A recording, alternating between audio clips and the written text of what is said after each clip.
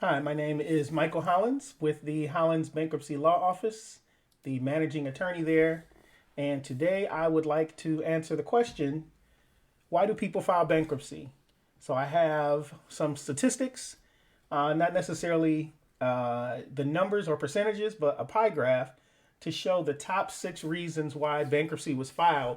And these numbers, while they were last year's pie graph or information, it hasn't changed in a while. These numbers have been pretty steady over the years, and I think you'll be surprised as to the reasons why, uh, the top reasons why people file bankruptcy.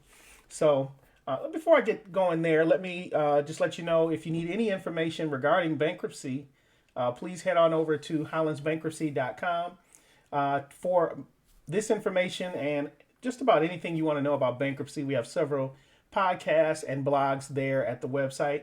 And also feel free to give us a call here at 866-86-BILLS. 24/7, someone is available to set your appointment to talk with an attorney about your situation. Now, on to our topic, why do people file bankruptcy? So let's go ahead and pull the graph out and let you see the numbers. And it may be surprising to some, but the number one reason why bankruptcy was filed last year and for many years before this is medical expenses. Medical expenses to have simple procedures, or what we would deem simple procedures. I'm not a medical professional. The expenses for these things can be astronomical, whether it's dental, eye, whether it is, within your physical person and other areas. The expenses have been through the roof. And the insurance hasn't been able necessarily to keep up with these expenses in many cases.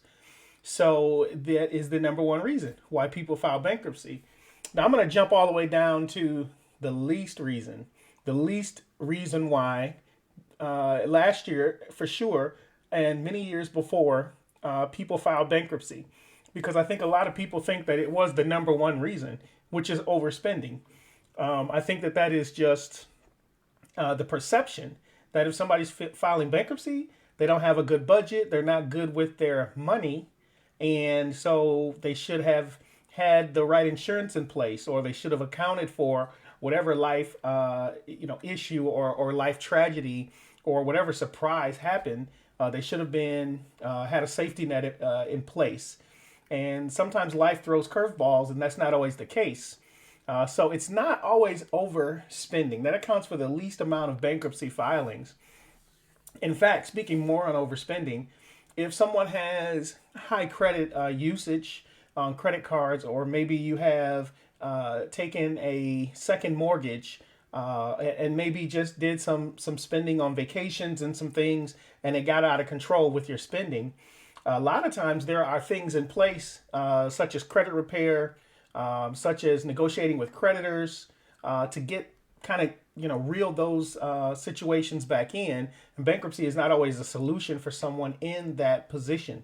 But these other 5 categories, absolutely, bankruptcy is a solution that has been used time and time again down through the years. So let's just go through them. So the number one reason is medical expenses, and I talked about that. How just the cost of simple procedures can be through the roof. And that's something that can catch you off guard also, especially in the COVID season. A lot of us has found ourselves with the COVID, and maybe some taking the vaccination, and we're not sure quite what the long-term residual symptoms might be from that just yet. And so there may be some bills that arise in that fashion in this season. And if that's the case, and you find yourself, struggling to make the ends meet, then you may want to consider bankruptcy as a solution. Next is divorce. That's a big chunk of the pie. Medical expenses is clearly 60% of the pie, and that's why I spend so much time on it. But divorce is about 35% of the pie, and that is something that is tragic in one's life. When you have to rip your finances apart from another adult, you are splitting assets, you're splitting expenses, you're splitting debts that are owed, you're splitting IRAs, in a lot of cases 401k, and personal property, cars and homes and those things. Sometimes just taking on the load of what you have to pay coming out of those situations can send you in a downward spiral. And so bankruptcy is, for a lot of people, a solution to get a hold of and discharge the debts that come out of the relationship and start over. Fresh start is really, really what you want after a divorce in a lot of cases. And that's why it is 30 to 35% of the pie. Number three, the next 15% of the pie, I'll say, is loss of job. Whether that is downsizing, whether that is retirement. Sometimes retirement is not always planned out as well as it should be.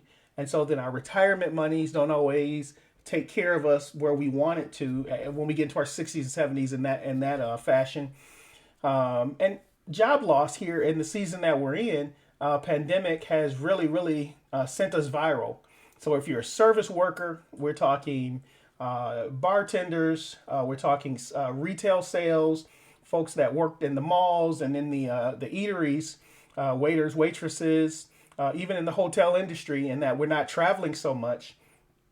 Those folks who are in the travel industry, as far as working for the airlines, you may find yourself at either loss of job or you have significantly have a job cut. And prior to the pandemic, if you lost a job, there was just a matter of maybe unemployment, and that gave you kind of cushion you and allow you to get back and to get into another job. But what we're seeing now is we're seeing loss of job and then just hard to find another job with so many people out of work right now. And so the bills can mount. And so that may be a reason why bankruptcy may be a good solution, in that you may find yourself, again, unexpectedly without a job, and the bills don't stop. If the government helps us with monies, which they have been doing here as of recently, at the shooting of this video, Congress is going to give another stimulus package. And so if you find yourself with stimulus money and you have bills, credit card, medical debt, and other bills that you need to pay, you want to consider that maybe those should not be on the high of the priority list of things to pay, especially if you have your shelter payments that need to be paid. You may have food, the necessities of life. Those are the things I think the stimulus money should go to before the credit card folks and that kind of thing. What's next? So we have medical expenses, divorce, loss of job, and then loss of business. If you're an entrepreneur, you are probably hit just as hard as those with a job. Folks have been tight on the wallet now that the pandemic is here, and just want to make sure that we can make ends meet. And so entrepreneurs have been losing money. And the folks that fall in that category is a wide range of people, because we have people who actually are employed and have a job, but then they have things they do on the side. Maybe you sell a product, a beauty product, or maybe you do hair or cut hair. And then there are just full-blown entrepreneurs, like maybe you are a Uber driver. Maybe that's what you do full-time. Maybe you do that part-time. And a lot of those incomes have been reduced in this season. And so that's where that 10, 11, 12% of bankruptcy filings in the last year or so come from. Then we have the unexpected expenses. And that's that last 7, 8% before we get to overspending.